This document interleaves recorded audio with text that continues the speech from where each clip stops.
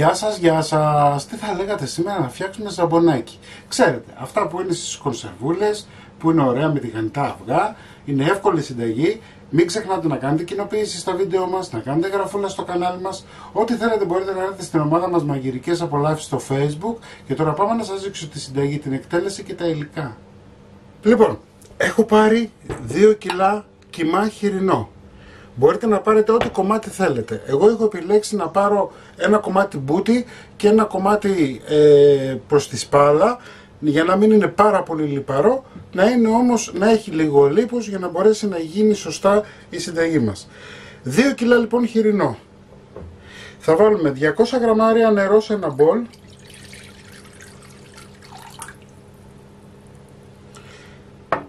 Θα βάλουμε 40 γραμμάρια νησεστέ. Στη συγκεκριμένη συνταγή δεν μπαίνει cornflour, θέλουμε νησεστέ. Εντάξει.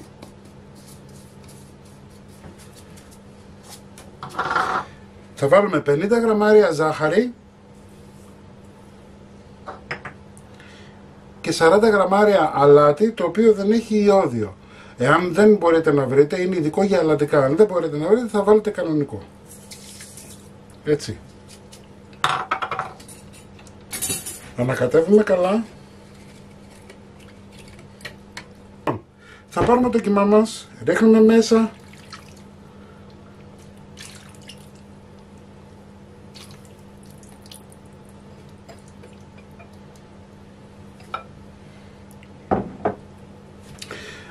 Το μείγμα που φτιάξαμε. Θα βάλουμε 20 γραμμάρια καπνιστή πάμπρικα, χρώμα άρωμα, 10 γραμμάρια κόκκινο πιπέρι γλυκό,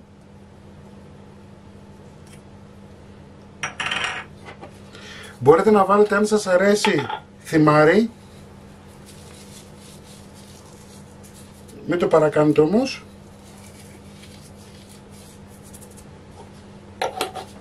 και πιπέρι.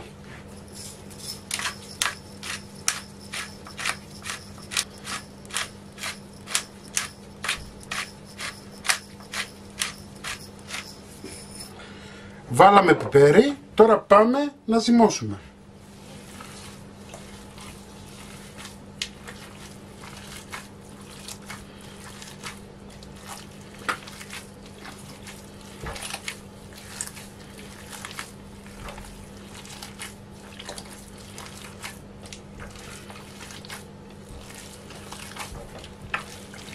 Θέλουμε να λιώσει καλά ο κιμάς. Οπότε ζυμώνουμε, θέλουμε ένα 3λεπτο, 4λεπτο ζύμωμα. Είναι σημαντικό να γίνει πολτός, έτσι. Βλέπετε, έχει ζυμωθεί 4-5 λεπτά και στην ουσία είμαστε έτοιμοι. Λοιπόν, πάμε. Φόρμες του κέικ. Λοιπόν, φορμίτσες του κέικ. Έχω βάλει μία λαδόκολλα από κάτω, εντάξει. Και πάμε να βάλουμε τώρα από το μείγμα μας.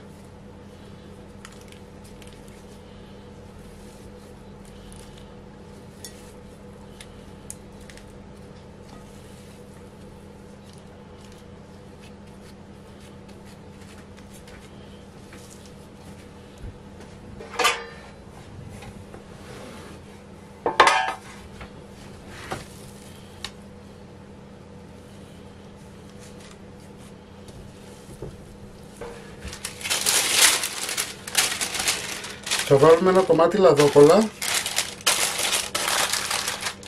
θα πάρουμε τη μία τη φόρμα και θα αρχίσουμε να πιέζουμε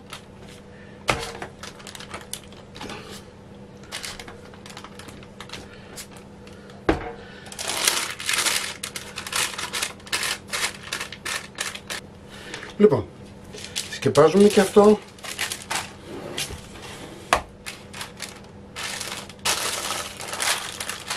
Πιέζουμε.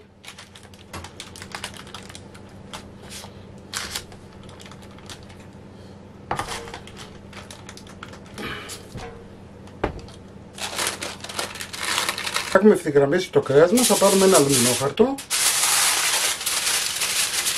Έτσι δεν ακουμπάει πάνω στο κρέας, οπότε δεν υπάρχει πρόβλημα.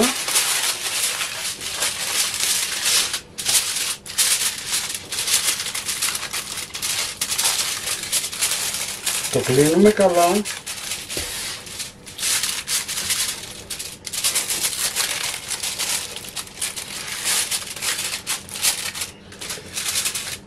Βάζουμε το αλουμινόχαρτο από τη θαμπή πλευρά επάνω.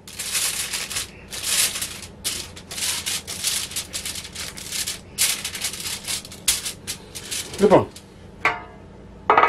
παίρνουμε ένα ταψάκι, βάζουμε νερό,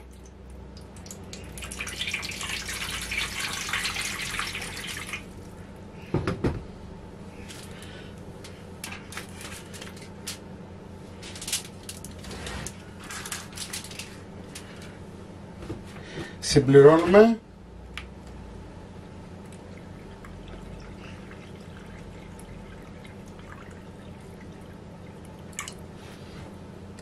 και όπως είναι τώρα θα το βάλουμε στο φούρνο στη μέση λίγο πιο κάτω και θα το αφήσουμε να βράσουν για 1,5 ώρα, να ψηθούν για 1,5 ώρα. Εντάξει, 240 βαθμούς αντιστάσεις για 1,5 ώρα όπως το βλέπετε. Λοιπόν, 1,5 ώρα μετά πάμε να δούμε τι έχουμε κάνει. Δεν είναι έτοιμο, θέλει κι άλλο, απλά να δούμε αν έχει υγρά και αν πάει καλά. Εντάξει. Κοιτάξτε. Έχει υγρά, μια χαρά. Βλέπετε. Λοιπόν, θα το ξανακλείσουμε τώρα και θα το αφήσουμε να ψηθεί για άλλη 1 ώρα. Δηλαδή, το σύνολο σε χρόνο ψησίματος είναι 2,5 ώρες. 2,5 ώρες μετά είμαστε έτοιμοι.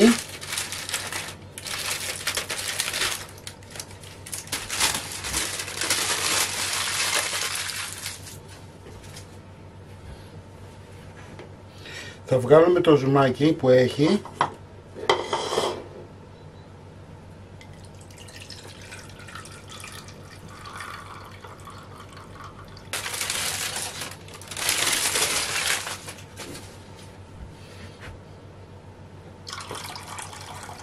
Λοιπόν, θα το αφήσετε να κρυώσει καλά, εντάξει, και μετά θα πάρετε μία λαδόκολλα, θα βάλετε από πάνω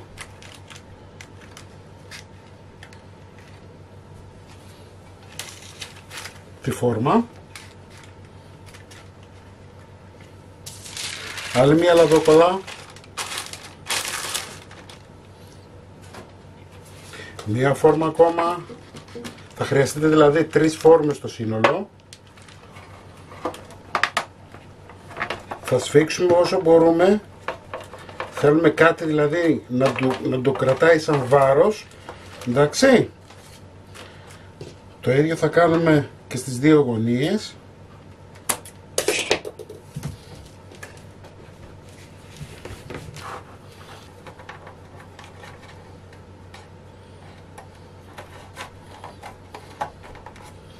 Λοιπόν, και έτσι όπως είναι τώρα, βλέπετε, είναι σφιγμένο καλά, δηλαδή είναι σαν να το έχουμε βάλει βάρος επάνω. Έτσι όπως είναι τώρα θα μπει ψυγείο και θα μείνει τουλάχιστον 4 με 5 ώρες να κρυώσει καλά. Μας είναι έτοιμα να τα φτιάξετε όλοι και όλες. Είναι πανεύκολο, είναι χωρίς συντηρητικά, έτσι ξέρουμε τι τρώμε.